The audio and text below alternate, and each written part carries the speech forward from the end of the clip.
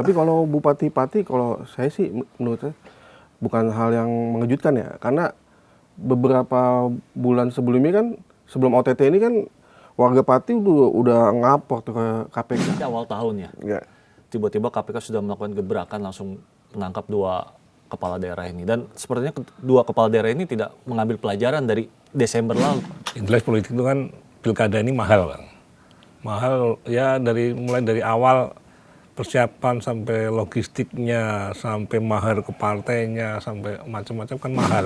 Assalamualaikum warahmatullahi wabarakatuh. Kembali lagi di Sindoskop, satu program yang membahas tema-tema yang lagi aktual secara mendalam. Dan kali ini kita akan membahas peristiwa yang menyenangkan tapi juga menyedihkan. Menyenangkan karena ada lagi kasus korupsi yang akhirnya terbongkar, tapi menyedihkan karena ini melibatkan kepala daerah. Dan tidak tanggung-tanggung, KPK dalam satu hari melakukan brace. Istilah bola tuh kalau cetak 2 gol tuh brace, kalau cetak 3 gol hat-trick. Kalau cetak 4 gol, nah itu kelebihan. Nah, KPK melakukan brace dengan melakukan OTT langsung pada 2 kepala daerah, yang satu di Jawa Timur yaitu di Madiun, yang satu lagi di Pati di Jawa Tengah. Cukup mengagetkan karena di Madiun, Bupati Maidi ini salah satu tokoh wali kota yang terpilih 2 kali, 2 periode. Dan dia dianggap berhasil, sukses, kota Madiun juga cakep banget. Banyak pembangunan infrastruktur segala macam, tapi ternyata di periode kedua ini, di awal tahun 2026, ternyata dia terjerat kasus korupsi dan di OTT oleh KPK. Di sini ada 3 redaktur dari Sindonews untuk membahas soal ini. Sebelah kanan saya ada Bang Riko Simanjuntak. Bener loh, Riko Simanjuntak kan? Tapi bukan Riko yang satu ya. Ada Mas Sunu, kemudian Cipto, Mangunkusumo. LCM. Saya ke Cipto dulu. Cip, lu kaget nggak ada dua kepala daerah langsung dalam 1 hari ditangkap KPK? Ya, pastinya kaget lah. Sebab ini kan masih awal tahun ya. Ya. Tiba-tiba KPK sudah melakukan gebrakan langsung menangkap 2 kepala daerah ini. Dan sepertinya 2 kepala daerah ini tidak mengambil pelajaran dari Desember lalu. Kan Desember lalu 2025 itu kan ada beberapa kepala daerah juga yang ditangkap kan. Yang terakhir ke Bupati Bekasi, Iya, Bekasi Adik Kuswara. Adik Kuswara bersama dengan bapaknya. Betul. Ya, artinya kan ini nggak belajar dari yang sudah-sudah gitu. Ini sangat disayangkan sekali. Kasusnya apa sih kasusnya? Lu tau kok? Si Madiun sama Pati ini. kalau Madiun itu V proyek CSR. Kalau Pati kasusnya jual beli jabatan. Ecek-ecek banget ya. Tapi kalau bupati-pati, kalau saya sih menurut saya bukan hal yang mengejutkan ya, karena beberapa bulan sebelumnya kan, sebelum OTT ini kan warga Pati udah ngapor tuh ke KPK. Oh, Dia iya, mau iya. tangkap si Dia sempat bupati. dipanggil juga kan ke Iya. KPK kan? Tapi kasusnya beda tuh, DJKA, kereta api yang dipanggil KPK. Iya, kereta api. Kalau yang Pengadaan lahan ya? Iya, kalau yang diaduin sama siapa? Warga Pati itu kan beda lagi tuh. Yang di demo sama warga Pati beda lagi soal pajak kan. Yes, pajak. Kayaknya banyak ya. Mas, kalau yang Madiun sebenarnya kan Bupati Madiun Maidi ini dikenal sebagai seorang yang sangat cinta sama kotanya. Pembangunan di Madiun juga ternyata juga bagus ternyata. Infrastruktur juga bagus, kotanya juga bersih. Dan terasa kehadirannya oleh masyarakat. Beda dengan Kabupaten Bekasi yang bupatinya kaya raya, rumahnya mewah, tapi masyarakatnya miskin. Kalau si Madiun sebenarnya bagus loh sebenarnya. Wali Kota Madiun Maidi ini kan seorang birokrat tulen ya, Mas. Dari dia seorang guru, terus jadi Sekda kalau nggak salah pernah. iya, terakhir sekda itu. Jadi dia seorang yang udah tahu selak-beluk pemerintahan di Kota Madiun, terus dia ini 2 jabatan periode kedua, dan KPK tadi bilang bahwa modusnya itu dia dapat proyek-proyek itu dengan diselubungkan ke dana CSR gitu loh, Mas. Oh, sebenarnya itu fee, cuman biar nggak ketahuan masuk ke CSA. Ya, mungkin ya karena kesempatan ada dan mungkin Dianggap aman. Dianggap aman, dan ya kan harus balik modal ya. Kepala daerah manapun kan perlu modal waktu maju ya. Kemungkinan seperti itu. Jadi dia ditangkap bersama sejumlah orang kan kemarin itu, dan 9 orang yang dibawa ke Jakarta gitu ceritanya. Dan penangkapan Maidi ini jadi orang yang ketiga yang ditangkap. Sebelumnya itu Jatmiko Royo Saputro. Itu siapa? Sama juga wali kota sebelumnya. Wali kota Madiun ditangkap juga. Oh, ini wali kota ketiga ini. Yang ketiga. Tiga. Terus Masya yang Allah. sebelumnya lagi Bambang Irianto Irianto. juga. Oh, Bambang Irianto ya. Pembangunan pasar juga. Jadi yang sekarang ini yang ketiga. Hat-trick berarti ini. Kayak kacau ini. Kayaknya emang ngurus DPRD yang milih nih. Masuk tuh barang. Cuma kan kalau di DPRD kan kasihan rakyat dong. Jadi dia nggak tahu siapa calon pemimpinnya. Seperti beli kuci dalam karung, ya kan? Karena nanti memindahkan korupsi dari masyarakat ke DPRD. Kayaknya Cipto nih pendukung lembaga survei ini. Ini udah dipesen ini. Udah nggak usah kita undang lagi dah. Tapi kan demokrasi itu kan Bisa dengan kedaulatan kerjaan. tangan rakyat, Bang. Ya kan? Kalau dipindahkan ke DPRD nanti lobby-lobbynya yang merasakan tuh ya anggota-anggota DPRD. Kalau kepala daerah dipilih DPRD, berarti lembaga survei kerjanya cuma 5 tahun sekali ngurusin presiden doang ya? Iya, Bang. Kering lah. Kalau udah dipilih kepala daerah kan nggak perlu survei.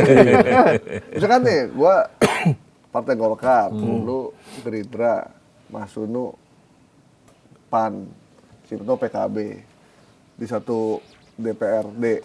Kita udah sepakat berempat, suara mayoritas, udah pasti menang lah. Udah pasti Iya. menang.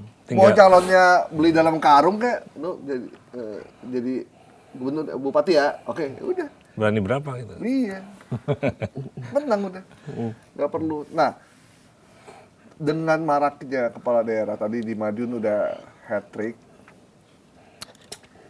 kita sepakat nggak ada yang salah dari sistem demokrasi di daerah yang kita bangun? Yang jelas politik itu kan pilkada ini mahal, Bang. Mahal ya, mulai dari awal persiapan sampai logistiknya, sampai mahar ke partainya, sampai macam-macam kan mahal. Normal nggak tuh mahal? Bahkan untuk seorang bupati di satu kabupaten yang kecil aja, itu dia bisa habis lebih dari 50 miliar. Iya. Betul. Padahal gajinya dia setahun pun nggak akan nyampe 1 miliar. Nggak nyampe. Jadi sepakat nggak kita ada yang salah yang mesti diperbaiki dari? Sepakat. Ada. Gimana kok? Lo Iya. sebagai pendukung DPR, Tapi DPRD kalau untuk kasus Bupati Pati ini juga sebenarnya pelajaran buat DPRD yang lain juga. Kenapa? Karena warga Pati demo-demo bergelombang itu sampai rusuh kan. Tapi hasilnya kan menolak pemakzulan Iya. sama DPRD-nya. malah ada yang di penjara ya kalau nggak salah. Iya, makanya malah di penjara yang demo. Buktinya kan Sudewonya kena OTT, jadi bukan orang bersih banget. Harusnya DPRD ya lebih aspiratif lah. Nah, iya, ngerti. Cuman kan artinya untuk menjadi kepala daerah di satu negara yang bernama Indonesia ini, kalau bukan orang kaya atau orang yang dibiayai oleh satu kelompok bohir atau apapun namanya, nggak mungkin dia bisa jadi kepala daerah. Nggak mungkin. Gimana, Cip? Nggak mungkin kan? Betul, nggak mungkin. Pertanyaannya, dari mana dia punya duit? Misalnya seorang sekda, Iya. sekaya-kaya sekda berapa sih duitnya? Kan orang di LKPN curiga, masa sekda punya duit 50 miliar. 50 miliar? Dari mana dia duitnya? Dari pengusaha-pengusaha. Iya bukan, maksudnya kan kalau nggak mungkin kan dia punya duit sebanyak itu. Nah, praktekkan lama-lama. Prakteknya kan biasanya mereka tuh di ijon dulu. Mereka dikasih duit, suruh maju, nanti bayarnya bisa nanti dalam bentuk uang atau dalam bentuk Kebijakan. proyek atau kebijakan. Itu yang Politik terjadi di balas Bekasi budi kan gitu. gitu kan. Edukasi gimana? Iya, ya itu sistem ijon itu kemarin kan. Diungkap KPK bahwa terjadi ijon itu di sana. Oh, jadi dia, Mas mau jadi wali kota nggak? Atau bupati nggak? Mau ini ya, ini kita biayain segini, nanti bayar setengah, sisanya bayar dengan kebijakan. Mau nggak mau, akhirnya bupati itu kan nggak mungkin cuma ngandelin gaji. Betul. Akhirnya dia minta fee dari proyek, terus jual jabatan, Kalau ada orang mau pindah ke jadi kepala dinas di mana, ya udah bayar 50 juta, 100 juta, uangnya disimpan, ya akhirnya gitu. Iya, dan KPK juga sudah mengetahui indikasi-indikasi apa celah-celah korupsi dari kepala daerah itu dari perizinan juga, dari proyek, jabatan gitu. Tapi kepala daerah ini sepertinya tidak pernah belajar gitu ya. Nggak kreatif lah ibaratnya. Ya karena dia bingung dari mana lagi dia bisa ganti. Jangan-jangan hampir semua kepala daerah begitu kali ya. Iya. Ya bayangkan untuk satu pilkada ya kalau yang di tengah kota itu kan bisa sampai 150 miliar coba. Balihonya aja, baliho itu harganya itu bisa 200 juta dalam sekali pasang 200 juta. Baliho. Sementara dia masang baliho di mana-mana tuh yang Videotron segala macam. Biaya pilkada tuh apa sih? Apa biar kita? Misalnya Mas Suno mau maju nih. Pilkada Ranca Ekek. Ranca Ekek itu kota atau kabupaten? Yang jelas kita kan harus dapat dukungan dari partai ya. Oke, dukungan partai. Dukungan Dan partai saya itu kira gratis nggak? Nggak mungkin, nggak ada makan siang gratis kan. Iya, ada. Mesti Ada sekarang. MBG. Yang jelas dukungan partai ya mesti ada sesuatu di situ. Oke, jadi kalau bahasa Afrika itu there is no such thing as a free lunch. Tidak ada makan siang gratis ya. Berarti bayar. Bayar. Terus prosesnya Ntar dulu, satu bupati kan mesti didukung oleh 4-5 partai, Lebih bagus 8 supaya atau mayoritas semuanya makin mendukung. kuat. Satu partai itu bisa puluhan miliar kan? Ya. Oke. 2. Setelah itu kan proses di KPU. Oke, KPU kan itu duit misalnya kita hitung aja mereka ngasih 10 miliar tuh buat lolos aja kan, buat dukungan doang. Iya. Gak ada urusan sama kampanye ya. Nggak ada proses di KPU kan perlu dokumen administrasi segala macam kan perlu banyak juga itu. Berarti dia mesti punya tim ses. Tim ses.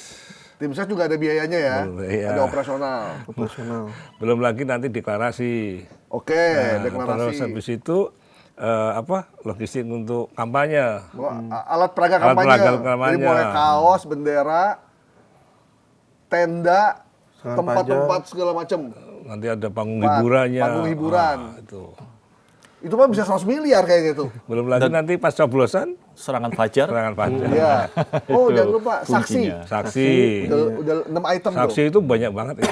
Kalau mau Apalagi per TPS ya. Apalagi jadi gubernur Jabar ya. Itu Pak. Jabar tuh daerah dengan jumlah kabupaten kota terbanyak di dunia dan terluas. Iya. Jadi kayaknya bisa 1 triliun tuh kalau Jabar tuh, saya yakin. Makanya kan kalau pemilu kan poinnya kan di Jakarta sama Jabar itu. Udah bisa nguasain, terutama Jawa ya. Jawa lah itu. Udah, pasti dipegang gitu. Bakal menang. Nah, kalau jadi bupati aja mesti uang sebanyak itu, kira-kira yang jadi bupatinya kan nggak mungkin orang biasa.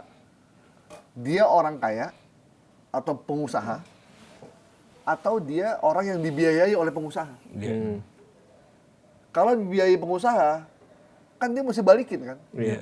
Dan dia juga harus cari untung kan. Dan dia mesti cari untung kan buat ngebalikin itu. Balikinnya bisa dalam bentuk kebijakan.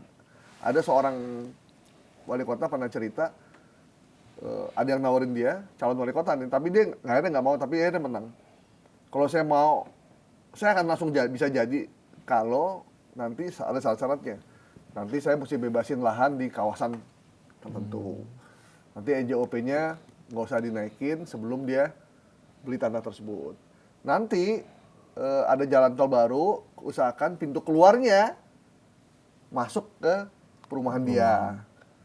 Terus ada kebijakan lagi soal, kalau yang di daerah Kalimantan tuh soal tambang, konsesi segala macam. Begitu nggak? Kalau ceritanya sih begitu, cuman saya nggak tahu bener atau enggak. Bapak lu kok katanya pernah maju pilkada? Enggak. Bapak gue nyalek DPRD tuh. Oh iya, habis berapa? Kagak. Orang zaman reformasi tuh.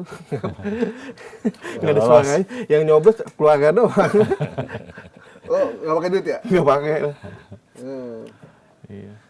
Ya makanya sepertinya regulasinya memang harus diubah sepertinya. Undang-undang pilkada, undang-undang pemilunya harus diubah. Tapi sayangnya kan undang-undang pilkada sepertinya nggak masuk dalam pembahasan Lagi tahun panas ini. soalnya. Oh, iya. Tapi selain merevisi undang-undang pilkada, di dalamnya itu supaya menekan biaya politik biaya politik di daerah itu yang perlu juga dilakukan itu mengesahkan RUU perampasan aset, Bang. Supaya jerak tuh koruptor-koruptor kalau misalkan nggak disahin kan. Oh iya. Iya kan? Betul, Pak. Itu kan yang ditakutin sama koruptor. Iya, data KPK itu ya triliunan. sekitar 171 bupati wali kota terjerat. Udah terjerat ya? Sudah 2004-2005. Ini belum lagi tambah yang Desember akhir sampai yang sekarang. Iya, iya. Terus 30 gubernur. Artinya kan jumlahnya cukup banyak Ya, ini. kalau dengan sistem biaya ekonomi biaya politik tinggi kayak begitu, Nggak akan ada habisnya. nggak akan ada habisnya. selesainya. Pasti orang ada terjeratnya juga, Iya. baik yang disengaja maupun yang nggak disengaja. Gitu. Ini kan mungkin bupatinya, Pak Bupati, ini aman kok. Ini dana CSR. Walaupun sebenarnya itu fee proyek, cuman karena menerima langsung masuk ke dana CSR. Nah, dana CSR itu bisa dipakai ke yayasan dia. Iya, dikamuflase dengan Iya, kegiatan-kegiatan. yayasan ini gitu. Pak, dan CSR ini mendingan ada ya di satu tempat aja. Ya udah, di tempat saya aja. Saya punya yayasan, saya punya klub bola, saya punya klub biliar, saya punya yayasan yatim, saya punya MBG, saya punya yayasan ini, gitu. Ya di CSR. Saya punya sekolah, saya punya pesantren, gitu. Bahkan pesantren dibiayai sama duit korupsi juga ya. Serem. Makanya malaikat bingung. Setannya bingung gitu kan. Ini duit korupsi nih. Wah, bagus. Kan setan kan menggoda nih misalnya di Koko. Udah lu terima itu duit korupsi, bagus. Kan anak lu butuh gitu segala macam. Oke. Diambil lah. Wah, setannya seneng tuh. Begitu udah dapat Amerika taruh di pesantren. Setannya bingung. Lah, kok jadi begini ya? Ini dosa apa enggak kata setan. Setannya agak bingung. Nah, kalau udah kayak begini dan sistemnya masih kayak begini, ini nggak akan banyak berubah. Kalau di beberapa negara termasuk di Jepang ya, kalau nggak salah ya, ini jadi buat netizen bisa dikoreksi nih kalau di Jepang itu orang mau jadi anggota DPR misalkan parlemen di sana, itu dia kampanye sendiri dengan apa adanya. Dia ini kampanye di jalan gitu. Ayo pilih saya gitu. Dan dibatasin tuh nggak boleh sembarangan orang menggunakan duit kekayaan dia untuk mengkampanyekan dirinya sehingga dia ada di mana-mana sehingga peluang untuk dikenal orang lebih tinggi. Gitu. Nah kalau di kita modelnya begitu kan, akhirnya hanya orang yang punya duit yang kepilih. Makanya jangan kan kalau anggota DPR katanya 75% lebih adalah pengusaha yang menjadi anggota partai politik. Iya. Ya kalau kita gini suruh maju DPR, DPRD, Nggak ada duit. duit dari mana? Iya. Siapa yang milih? Duit dari mana kita? Wartawan punya duit 20 miliar buat nyalek. Ada caleg DPRD yang gagal, caleg DPR yang gagal wilayah DKI. Cerita dia udah habis sekitar 30 M Oh, untuk maju DPR. Lolos. gagal. Gagal karena saingannya uya-kuya di DKI. Saingannya para artis. Sementara dia politisi, incumbent yang bersaing dengan di Jakarta Timur, bersaing dengan orang-orang artis-artis ini. Ya pasti nggak bakal menang lah. Artis udah terkenal, duitnya banyak. Gitu. Meskipun dia juga bagus sebenarnya, cuman incumbent juga, tapi kalah gitu. Nah kalau kayak begini, mau sampai kapan kan harusnya undang-undang ini direvisi. Karena di undang-undang itu kalau nggak salah ada rincian soal berapa biaya yang dimiliki harta kekayaan dari si calon ini gitu. Lebih detail lah gitu. Jadi kalau misalkan harta kekayaan atau berapa jumlah harta yang dimiliki ini tiba-tiba markup terlalu besar kan pasti menimbulkan kecurigaan. Nah, ini bisa ada indikasi berarti bahwa orang ini titipan atau Ya cuman siapa yang ngurusin gitu kan Mas? Iya. Emangnya Bawaslu ada? Wah ini orang ngasih bansos, money politik, terus langsung dikualifikasi? Nggak ada, diskualifikasi nggak ada. Nggak ada, saya belum pernah lihat ada Bawaslu mengeluarkan keputusan karena dia sudah melakukan money politik, paling dikasih teguran. Iya. Nggak ada taringnya. Nggak taringnya, dipanggil, klarifikasi, udah jangan diulangi lagi ya. Iya. Gitu. Jangan Tapi masuk angin juga itu. Itu juga, Iya. itu juga nggak sendiri kan dia. Gakumnya kan sama polisi sama kejaksaan juga. Iya benar. Nah itu jadi kalau kayak begini terus masyarakat cuma disuguhin ya begini. Sehingga wajar kalau ada pembenaran udah biayanya mahal. Biaya mahal kan nih? Betul. Biaya yang dikeluarkan pemerintah juga banyak. Iya. Hasilnya cuma terpilih kepala-kepala daerah yang ditangkap KPK. Terus ngapain kita melakukan pemilihan langsung semu? Yang ternyata nggak ada hasilnya. Mendingan kita coba kembali ke DPR. Tapi netizen setuju gak nih Bang? Tulis di kolom Iya, komentar. itu komentar. Setuju gak? Ini ada sekitar 178, 179, hampir 180 lah kepala daerah yang dihasilkan dari pemilihan kepala daerah langsung. Satu, mereka kena KPK. Yang kedua, semenjak pemilihan kepala daerah langsung, berlakunya otonomi daerah, kira-kira wilayah yang dikepalai oleh mereka maju apa enggak? Yang punya tambang, masyarakatnya maju apa enggak? Ternyata pemilihan kepala daerah langsung dengan terpilihnya kepala daerah yang dipilih oleh masyarakat ini, faktanya menghasilkan raja-raja kecil di daerah. Bahkan ada dinasti. Gubernurnya ibunya, wali kotanya anaknya, bupatinya adiknya. Terjadi di daerah Banten. Semuanya keluarga. Kalimantan. Dari mulai gubernur di Kalimantan. Bahkan ada kepala daerah yang dia 2 periode, istrinya anggota DPR. anggota DPR. Setelah itu tukeran. Istrinya jadi gubernur, kepala daerah, suaminya jadi DPR. Gitu-gitu aja tuh. Terus anaknya masuk DPRD. Iya. Duitnya ke situ Lu aja tuh. ambil aja demokrasi buat keluarga lu. Nggak netes ke rakyat Iya. itu. Pertanyaannya, ini kan kita kan demokrasi semu. Masyarakat kan hanya memilih yang udah disediain. Gimana? Udah mulai goyah belum? Para pendukung pemilihan langsung udah mulai goyah belum? Ini faktanya begitu kok. Jadi kalau kita punya kuasa, punya link ke partai, punya duit, jadilah. Jadi. Ini belum ada yang nanggap nih. Kali jadi konsultan siapa gitu kan kita. Ini faktanya gitu kan. Raja kecil baru, duit APBD, duit serapan dari pusat hanya dikuasai oleh hanya segelintir orang elit di daerah itu. Duitnya dipakai untuk ke Jakarta, ke hotel, terima award segala macam, masyarakat tetap miskin. Terus apa ada jaminan kalau dipilih lewat DPRD daerahnya akan maju, Nah. nggak ditangkap KPK juga. Jaminan tuh cuma ada di bank. Nggak ada jaminannya. Nggak ada jaminan juga, Tapi emang sama kita juga aja. punya jaminan bahwa sistem pemilihan langsung ini akan menghasilkan kepala daerah yang berkualitas. Coba sebutin kepala daerah yang menurut kita berkualitas. Sebutin. Ridwan Kamil. Ya, Kok enggak. pada diem sih? Gua warga Jabar, Bang. Hah? Gua warga Jabar. Oh, warga Jabar. Gua tahu. Berasa nggak? Enggak. Bandung aja yang dikurusin kan. Bandung juga Itu doang, Itu- taman-taman doang. taman doang. Arsitek bukan. Yang iya, nggak Kalimantan. Gubernurnya kaya, cuma wali kotanya kaya. DKI dong, Ahok. Kok itu diem? terbukti kan? Ah, Ahok bagus, bagus. berkualitas. Pelayanan Anies. sampai Anies.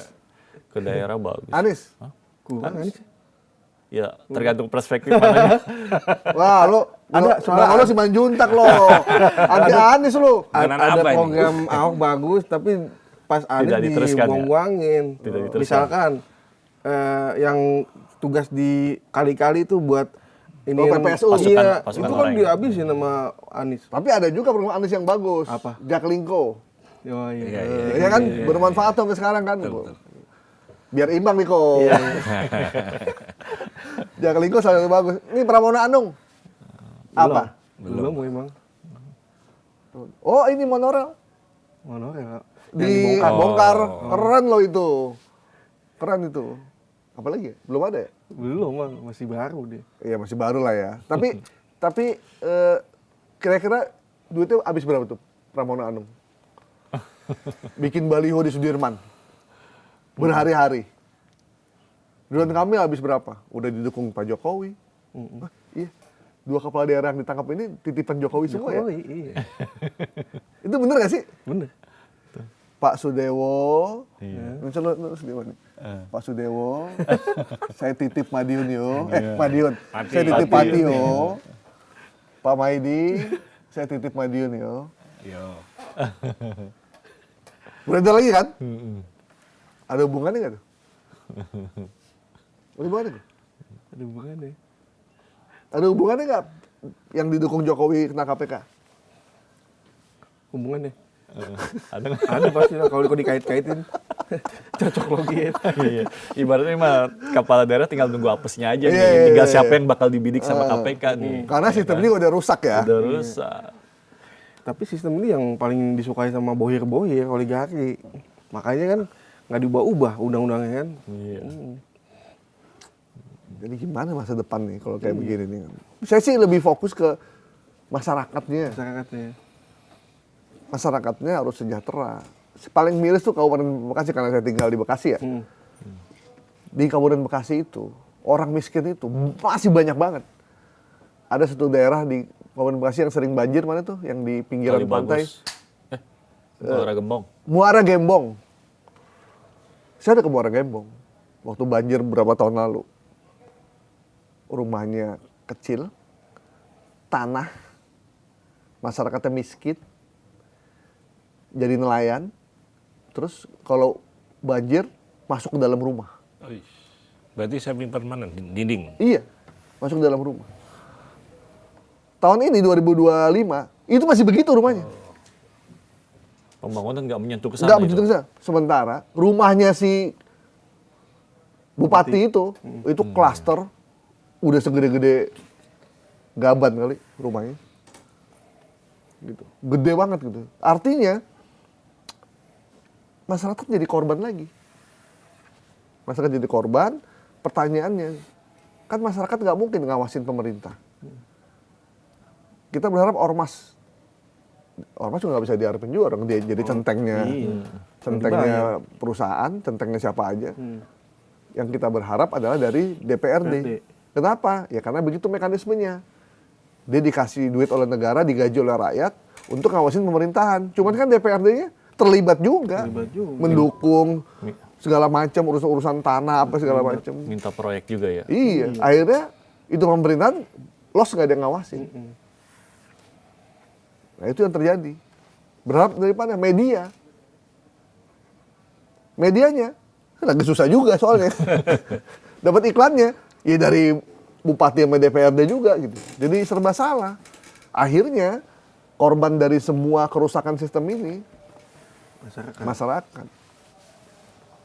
Begitu kira-kira situasinya yang sudah menjadi situasi. Jadi gimana, Cip? Masih optimis nggak, Cip? Ya harus optimis lah. Iya, di 2002 ini harus optimis. Ya kan? Gitu. Tapi Komisi 2 udah bilang, ini buat kepala daerah yang lain nih, ini jadi peringatan nih, gitu. Peringatan untuk berhati-hati. Kalau korupsi, Jangan sampai ketahuan. jangan sampai ketahuan. Gimana maksud lu? Kalau saya sih lihatnya korupsi ini semakin rakus ya Bang. Jadi karena yang di Pati itu KPK bilang hari ini bahwa modusnya itu dia menarik mematok biaya untuk calon pejabat perangkat desa. Itu sampai bawah loh. Sampai perangkat desa ya? Gila ya? Dipatok dan meskipun belum disebut jumlahnya berapa itu maksud saya udah keterlaluan ya. Iya. Udah pasti perangkat desanya Nah, juga akhirnya matok lagi ke bawah. Gila ya bener-bener ya. Udah rusak banget nih. Sampai KUR ya, KUR. Iya, KUR itu di Jadi kepala urusan kantor tuh ya? iya, gitu-gitu. calon kan nanti mereka tes, habis itu diseleksi siapa yang lolos dan situ mintain duit. Buset dah. Ya udahlah. Kita hanya bisa Nunggu diazab aja. Itu azabnya gimana nanti tuh? akhirnya kita bener juga yang dikatakan Panji Pragiwaksono. Apa bang? Ya kita hanya bisa berharap sama diri kita Sama diri sendiri. kita sendiri. Saya pikir ya, pilihan kita sekarang, ini buat teman-teman juga. Memang kan kita, kan Ali bin Abi Thalib udah bilang, jangan berharap pada manusia. Karena berharap pada manusia itu sakit hati yang direncanakan. Jadi ya udah kita berharap pada diri kita sendiri. Kerja sebaik mungkin, melindungi keluarga kita, Dan jangan lupa berdoa. dan berdoa. Udah itu aja. Berharap dengan sistem yang masih begini, dengan partai politik, elit politik tidak melihat bahwa ini udah akut bener situasinya, dia masih asik aja di DPR, utak-atik undang-undang segala macam tanpa menyentuh yang real di masyarakat. Ya kita hanya bisa ya berdoa aja semoga mereka diberikan Siratal mustaqim. Ya itu biar ada kerjaan KPK lah. Ya kan? Iya. Kalau nggak gitu nggak kerja dia ya. Nggak ada. Kalau misalnya semua bersih selesai dong KPK bubar dong. Iya benar. Ya kan? Oke baik teman-teman, thank you semua. Semoga korupsi bisa diberantas dari negeri ini. Amin. Sampai ketemu di Sidoskop minggu depan. Bye bye.